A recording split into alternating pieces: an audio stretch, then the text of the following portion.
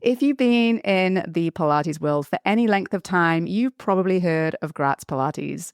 The name goes hand in hand with classical Pilates. It's what I learned to teach on. And if you're a classically trained teacher, you probably know the feel of a Gratz reformer. Today, I've got a very special guest on the show. John is one of the new owners of Gratz Pilates. He and his wife, Elizabeth, purchased Gratz Pilates last year. And his background might surprise you. He spent years leading some of the biggest companies in gaming and tech.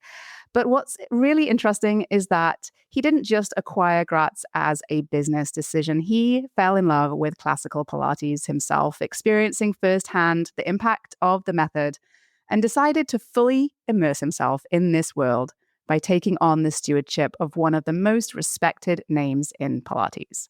So today, we're diving into his journey, why he's so passionate about classical Pilates, and what's next for Gratz. Well, hi there, I'm Seran Glanfield. I'm a business and marketing strategist just for boutique fitness studio owners like you. If you're ready to be inspired and make a bigger impact, you're in the right place. All you need are a few key strategies, the right mindset, and some support along the way. Join me as I share the real-life insights that will help you grow a sustainable and profitable studio. This is the Pilates Business Podcast. Welcome back to the Pilates Business Podcast. I'm Seran. Thank you so much for joining me today. I'm here with John Riccitello, owner of Gratz Pilates. He and his wife, Elizabeth, purchased Gratz last year. And I have been desperate to get John on the show to talk a little bit more and share with us what Gratz has been up to and why he purchased the company last year. So John, welcome. It's been a pleasure to get to know you over the last few months. Well, it's great to be here. Thanks for having me, Seran.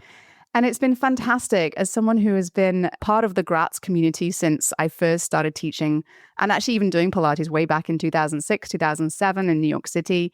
Gratz is all I've really worked on throughout the years. And so it's been great to watch firsthand as you've really sort of taken the reins of the company and also see a lot of the studio owners that I work with get really excited about the new energy and commitment to the communities. And I'm sure that it has kept you busy this last few months. I would say that that's very true. Elizabeth and I acquired Gratz last June. You know, we've been putting in, this is crazy to say, 60-hour weeks trying to get Gratz where we want it to be. It's amazing. Sometimes I'm trying to leave the office at 6:30 or 7 and Elizabeth's downstairs packing parts. So we do everything from, figuring out where our factory should be to dealing with customers for packing parts and everything in between. But we're really working hard for the classical Pilates community, and that's why we're here, and we both love it. That's great. So why don't you tell us a little bit about how you and when you first discovered classical Pilates and what really kind of drew you in to that method? Well, without carbon dating myself, it goes back decades. Mine is I think a pretty common story among people that practice Pilates. I had one of those ski accidents that if you put on television, you'd wonder if we survived. And I did, but I'm a big skier and I still ski a lot. And what happened was that I took a bad tumble and ended up cracking a couple lower vertebrae, L2, L3, and herniating a disc. And while I recovered, from that okay in a fairly minor surgical operation, I had sciatica so bad I could barely finish a grocery shop. So it was painful and difficult. And I tried a number of things to address it, including taking advice from a great surgeon on, what they could do for me with a very aggressive surgery. And they told me that they weren't sure that it was actually going to work.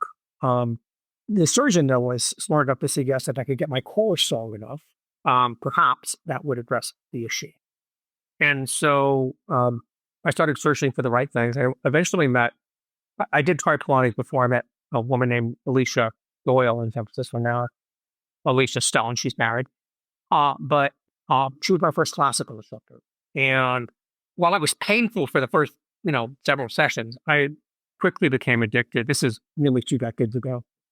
And at times I was training more than 7 days a week. Sometimes I'd have a whole session on a Saturday or Sunday. And for me, from barely being able to walk for grocery shopping, within a couple of years, I ran my first marathon.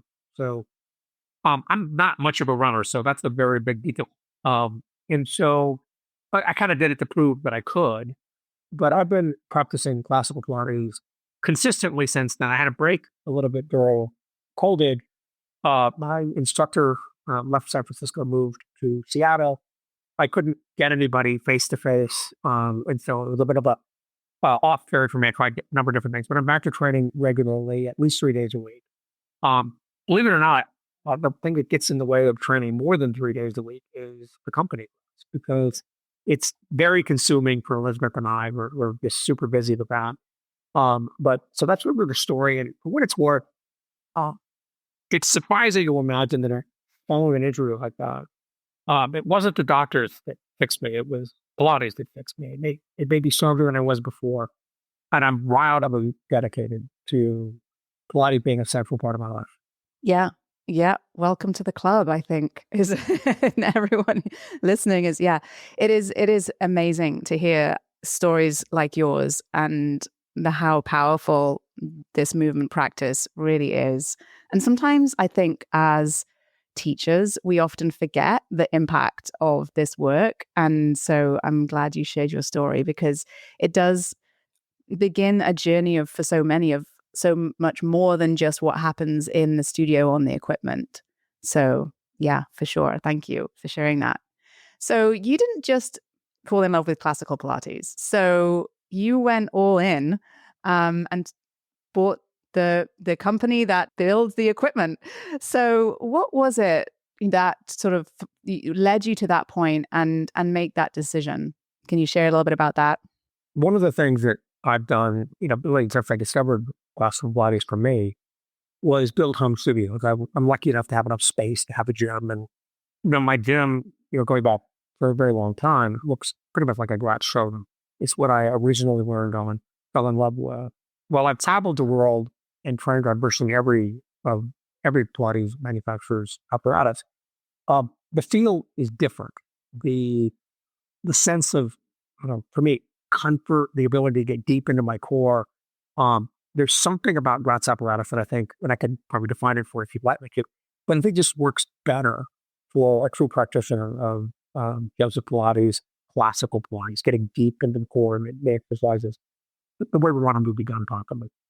And so, Elizabeth and I found ourselves with a new home and rebuilding a studio back in 2022. And we put in an order for essentially the whole complement of Gratz apparatus. And we were patiently waiting for it. They told us it'd be 40 weeks, which, okay, that's too long, but we'll wait. At 40 weeks, they never got back to us. And we reached out and said, where's our Pilates apparatus? And they said it'd be 20 more weeks. At 60 weeks, we reached out again, and they said they weren't sure where it was going to come. Through a number of machinations and a few phone calls, and we were on the East Coast anyway. We ended up visiting with the Ben owner, David Rosencrantz and his team at the factory in Philadelphia, in a way, sort of looking for our work. What I could see was something both magical and difficult. The magic was the company is still making the apparatus pretty much exactly as they did when they started building Gratz apparatus. The same durable construction, the same great design, the same great engineering. But so many of the other things in the business weren't working.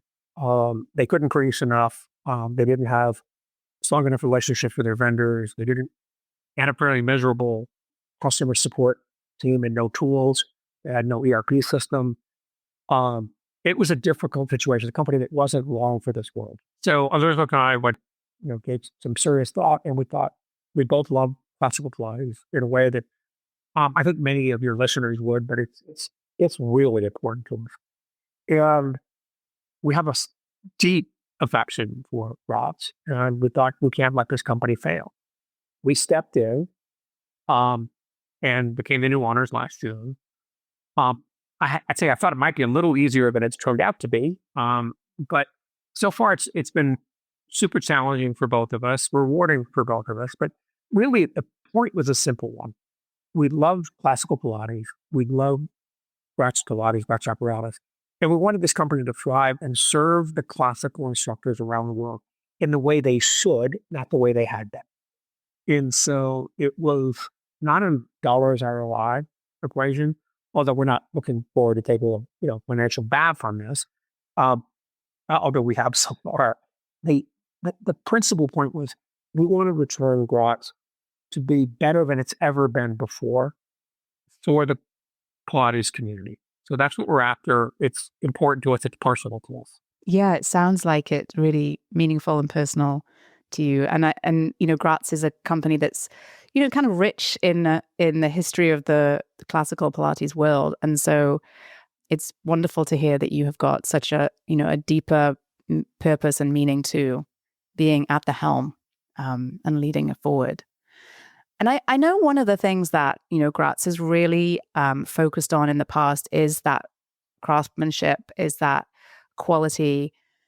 Can you talk a little bit about how you continue to maintain that as you're, evolving the company in all the different ways that you are today?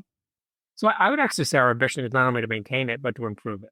So while so many things weren't going well for Gratz when we intersected with the company and prior to acquiring it, one of the things that was great is looking back over history, the company never really got connected to what I would call value engineering.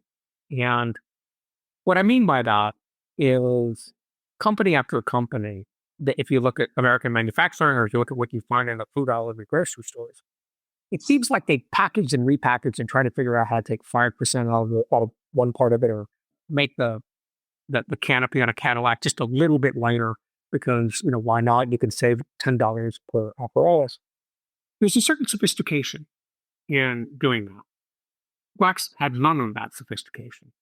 And so one of the amusing parts of it is, I would say critically, it very much ran like a 1960s wood and metal shop. But it also meant they never embraced what I would describe as sort of modern process of making gross margins go up. And so it probably contributed in part to their bad state, but they make a very expensive to manufacture set of apparatus. That's the good part. They never screwed with the design. I also can't tell you from an engineering perspective why the designs are as good as they are or what the tolerances should be. And, I find, for example, the batch manufacturer that we get from our spring suppliers, there's too much variance from one set of springs to another. And it's a function of the manufacturing process, and we can improve on that and tighten it down so that there's a more consistent delivery for our customers that we've been able to achieve in the past. Or, the measurement on the inside of a reformer from edge to edge is 22.5 inches. No one ever bothered to say what's reasonable tolerance there. Is an 1/8 inch? Is a 1/16 inch? Is a 32nd of an inch? Now, we had a wonderful head of engineering ops working exactly that issue right now. So the variances are tighter, the delivery is better, and then when we can find ways to improve something, we will. And so we're never going to go through value engineering. We're going to go through quality engineering to keep looking for opportunities to tighten something down, to improve its performance. Now, historically, people use Gratz operators for decades. I know, I train 3 days a week with Amy Berger in Philadelphia, and she's trading on equipment that she bought secondhand that is close to 30 years old. It's still great stuff. But it doesn't mean there aren't opportunities to tweak on the positive. And so we're going to continue to do that. Yeah. My reformer that I have sitting just outside this room here is I've had for over 10 years, and it's used multiple times a week. So yes, it is equipment that stands the test of time. And it sounds like you're balancing, staying true to the designs and, what makes the Gratz so Gratz, and also innovating for, what today's world can offer to help maintain that for the foreseeable future. So it's great to hear. So why don't you give us a quick update on, you've been at the helm now for, a few months, and Tell us a little bit about what what people might have see as changed in that time, improvements you've made, things that you've done to perhaps share a little bit about that. The first thing that we wanted to tackle was actually the hurdle that caused us to try to acquire a company to begin with, Right. which was lead times. Yes. You go back to June of last year, June of 24, when we completed the transaction. Gratz was averaging about 18 months for delivery, but it was a tough situation because they couldn't deliver any faster than orders were coming in. And so what was happening was it was like a perpetual 18 months. And if anything ever went wrong, it was longer. And so, personally, I think that's patently ridiculous. That's just longer than anyone should have to wait. Craftsmanship is one thing, but we weren't so slow because of craftsmanship. We were so slow because we didn't have enough space to manufacture, because we didn't have high quality craftspeople in business, because we weren't effectively paying our suppliers on time. So when we did need springs, we were last in line to get them. And so we came in, and first I would able to get current with suppliers, and so they would deliver for us and then net them and talk them through what we needed. We also began hiring. One of the problems with hiring prior to our arrival was that we didn't offer benefits. So it was an hourly wage for people on the factory floor, but there was no health or vision or medical or any of that stuff. And see, it was very hard to recruit good people because good people have choice. And within about 7 or 8 weeks of acquiring the company, we put a great health program together. Everything from medical and vision to disability and all the things you'd want if you want to work for a big company. And then enabled us to start recruiting. And so we slightly more than tripled the size of our team since June of last year. And we brought in leadership in areas we've never had leadership before, like operations and engineering and engineering operations, that type of thing, which allows us to scale intelligently and to do things better on the factory floor. What that's resulted in is that tripling. Lots of craftspeople, on the wood, metal shop, upholstery, assembly, finishing, and slightly more than actually almost 4x production. Recently, I said 3, but it's up from that.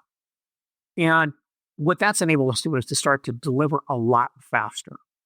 Now, what's amusing is we've done very, very, very little on marketing to sort of drive demand, almost nothing since the acquisition. We've made our website a little bit better, and we've done some smart things on SEO and the web things, but we're not spending a lot of money on it. And the community's responded. So the orders are up about 3x as well, which makes chasing that faster lead time weirdly harder than it otherwise would be. But we still brought lead times from 18 on the largest apparatus to 6, and for the smaller apparatus to 3 months. And our ambition, later this year is to bring everything in under 3, which I think is reasonable, for someone to plan. It does take several weeks to actually build these things if you continue with the high craft orientation the company has, and we are going to continue with that. It's been rewarding, but then when you drive up the volumes and the orders come in faster, there's so many things that we're having to chase, and we're not yet organized around the systems we need to support our customers in the ways that we truly want to. We have a much better customer service team than we used to have, and they're delightful and knowledgeable and helpful, but they're also buried. And we're in the process now of implementing our first ERP systems and customer relationship management systems so that we move beyond Post-it notes for getting back to customers, which are a little hard to track, to having good systematized data to be able to support our customers the way they deserve. Yeah, absolutely. Well, I have to say congratulations, first of all, on, that's a huge accomplishment to bring down that lead time so significantly. And I know I hear firsthand how thrilled studio owners are and teachers are when they discover that actually it's not going to take many years to get their equipment. And so I really appreciate, I know it's been a lot of work, and you've made a lot of changes in a short period of time, quite some quite radical. Tripling your workforce is a big deal, right? And so a lot of things. Well, it's great to have a partner like Elizabeth. She drives so much of it. She, for example, has been the key driver, an important thing, whether it's the health side, health insurance side, or grinding or shipping and many other things on the factory floor. She's as recognized down there as any other people that are on the factory floor. Yeah, amazing. You make a good team, for sure. We work hard at it. Yeah. So you've obviously got some things that you're still you have some aspirations still that you've yet to achieve in terms of some of the things that you would love to see Gratz kind of evolve towards. Can you tell us a little bit more about your kind of the vision that you have for Gratz? Beyond those aspirations and goals that you've set so far. Sure. I mean, I think I'll not make this a half an hour answer because it could easily be. But one of the things that I care deeply about is we care deeply about is the success of the classical Pilates instructor, in particular those that own studios. It's a tough business out there, and I'm glad, Seran, for what you do to advise this community because they give me helpful advice. One of the things we did recently, I wrote the most recent blog on why classical, and I won't sort of walk through that. You can read it in 10 minutes. It's on our blog, but it talks a lot about why, and I tried to bring down the story into something you could encapsulate in a few minutes talking to someone versus reading an entire book, which so many have already done. And why that's important is I think it's a message in there that I think a lot of people could use to their own benefit on their own websites. People understand why classical and help people trade up from contemporary Pilates or other forms of exercise they're doing. So part of it is about really driving home the message that classical Pilates is truly special. And the one thing I think we hit on hard in that blog was not just what people already know, but just triple emphasizing just how important the bond is between the student and the teacher. That hands-on connection to a teacher and the opportunity to pursue the mastery of Pilates over years or decades is truly special. So that's one thing that we get our visions really about making sure that that's understood globally in ways that I don't think it has been. And in the absence of messages like that, perhaps has left us reeling a little bit with the onslaught of contemporary and other things in a typical market. Another part of this is we're doing to keep solving problems. Like right now, when most customers outside the United States order from Gratz, it's a miserable situation. Remember, you order any type of good from almost anybody in the United States. A customer in France, we might ship it to a seaport or an airport. They got to clear customs. There's all sorts of technical forms they have to fill out to get it through customs. They typically organize their own shipping from the port to their studios. We want to be able to establish operations in most of the major markets we support, such that they can order it when it shows up in their studio and they don't think about it. And so we're working very hard on that side of the operation. Another thing that we want to build out is a much better wholesale support. So they can, if they need reupholstery or they need support or they need maintenance, that can be afforded to them very quickly and easily. Now we partner with great firms like Pilates Pro Maintenance and others to do that, but the connection is still difficult and it's still unclear for most studios around the world how they would get what they need. And so part of what we want to do is just make those things better and simpler so that they don't have to worry about my business to set up there. We just hop on, we deliver, it works. Beyond that, we do want, for most people around the world, when they order Gratz, they don't know a Gratz studio, they have no way of seeing it. And so if you know a Gratz studio, there's many, many out there, but not everyone has a direct connection. So we're working on a lot of different things like setting up to our studio network, reference points, or if you will, like almost showroom type situations. A lot of things that we intend to promote as we move forward. But year one, so June of last year to June of this year, is primarily just 2 points. Fixing manufacturing and fixing customer service. And there are many things that will happen after that that align to some of the points of vision I just shared. Wonderful. Exciting times for sure, for sure. Now, perhaps as a studio owner who might be listening to this, or a teacher who might be listening to this, who is perhaps in a place where they are thinking about investing in new equipment for their current studio or opening a studio and investing in equipment, that is one of the biggest decisions they make is to purchase equipment. It's a big financial outlay. And so, when someone is thinking about a full set Gratz setup for their space, what advice would you give them in terms of timeline, how to think about that investment, and so on? First off, it is a big commitment to open a studio. And I had the pleasure to speak many times a week to prospective studio owners that are opening their first studio. Every one of those conversations is both eye-opening and delightful for me.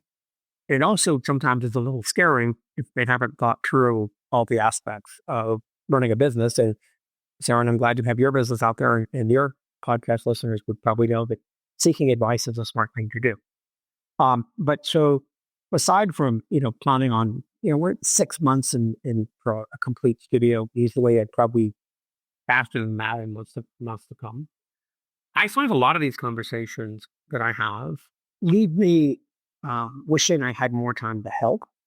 A lot of them haven't, they're going to buy, enough apparatus, for example, to teach duets or to teach classes of 3, 4, or 5 at one time. And they haven't identified yet who the other pieces are going to be. And frankly, if you're looking at a lead time, that actually takes more time than getting Pilates apparatus from Gratz now. And nor have they thought about where break even might be for their business in terms of the number of hours they need to train themselves and the number of hours they might use instructors that they hire or partner with. And so you asked about sort of how they should think about it. I think about it as a great investment as long as they have a plan. And that plan needs to take into understanding how they're going to do this, what they're going to charge for, how they're going to attract and retain customers. And it's funny, when I ask the question, like retaining customers, other than providing a great hour session, I almost did nothing back. And there's a lot more to running a business than just offering the program.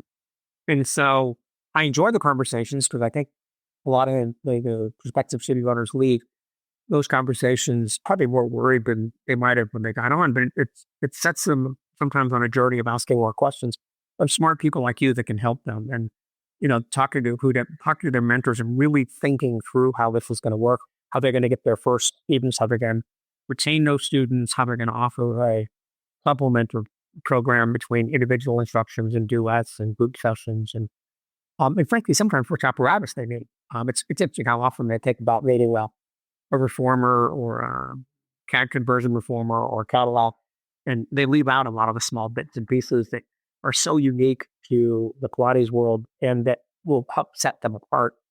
A lot of them are afraid to order things like studio wall units or guillotines, which are so unique to the practice that it actually often ends up being the apparatus that makes people want to come back. So, I mean, there's a lot there, and I find it exciting to talk to them, and I'm glad you're doing what you're doing. Yeah, well, and I have to second that. We have conversations here at Spring 3 with people who are looking to open studios, weekly right now. And, the very first question I ask is the same one that you do, which is let's talk through what your goals are, your plan is. What are you thinking about what you want this business to look like? And then let's make sure it's financially viable with that. And, they sit really nicely together. And when you do that, go through that exercise, it is very enlightening, usually for the newer teacher or, newer studio owner or teacher, because it really helps to understand where they might be missing some information or hadn't thought through certain things. And, I always like to make sure people are prepared before they make the big decisions and commitments and make sure they have everything they need to proceed and have that plan in place. And so we look at the numbers, and then we also look at, okay, well, how are you going to get your first 10 clients, 20 clients, depending on their business model and their business, what they want their business to look like. And then we look at, okay, and what are the other best practices that you need to implement in order for you to not be working the same number of hours as you're working, John, a week. Well, as long as they think there's always a cohesive plan. There's a good way. If somebody wants to do a studio, maybe it's part of their home and it's 20 hours a week and they want to have another life that they're pursuing, that can work great. They probably don't need 5 reformers for that if they're working on their own. Some people are smitten by their business success and they get out there, with a small complement of apparatus, and then they find that there's a lot of demand for what they offer, and they start expanding. And I've seen many, many, many studio stories like that. But it's important to think through the goals and have a plan, and then that kind of gets them where at least thinking logically to begin. Yeah, it's really important. It's really important. Well, I'm so glad that you're really focused on that as well. And that, we have some collaborations and some more resources coming to the community on all of those things for sure in the pipeline. But as we kind of wrap up this conversation, I really want to say thank you so much for coming on and sharing your story. And, I personally, just as a member of this community and someone who is, also just like you, adores the classical Pilates method, believes in it, and, practices every single week. I'm glad that you're at the helm, and I'm excited for where you're going to take Gratz next. So thank you. And thank you, Seran, and for listeners out there. Elizabeth and I are every day in Philadelphia. We're there to help if we can. And until then, until we meet, have a great rest of your day. Yeah, thank you guys. So I'm going to link to the show notes in the show notes to, if you want to get connected to Gratz and learn a bit more about what equipment they have available and to offer you, and talk to some of the brand new amazing folks over there if you're interested in learning a bit more about what is possible when it comes to equipping your studio with Gratz. It will all be in the show notes. But thank you so much, John, for joining us. Thanks for having me. If you're listening in and you enjoyed this episode, please share it with a fellow teacher or studio owner who might also benefit from listening in to some of the insights and tips that were shared today. And I really appreciate it if you could go ahead and rate or review this podcast. It would mean so much to me and help to get this out there into our wonderful community. Did you love this episode and want more? Head to spring3.com and check out my free resources that will help you run a profitable and fulfilling studio business.